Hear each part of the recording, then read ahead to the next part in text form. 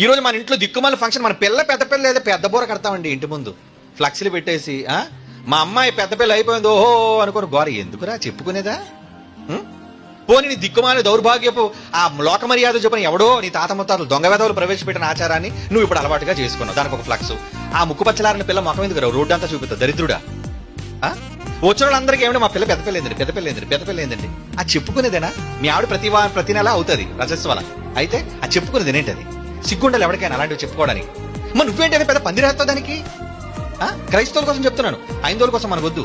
అంటే నువ్వు బైబిల్ నమ్ముకుని ఏం తెలుసుకున్నారా? నువ్వు దారిలో ఉన్నావు, అసలు నీకు చెవి మెలేసి వద్దా నీకు? పోనీ పెట్టావు, అదే పెద్ద తప్పు. ఆ తర్వాత ఏం చేస్తావు? మళ్ళా పబ్లిసిటీ ఇచ్చి భోజనాలు ఎవరిని పిలుస్తావు?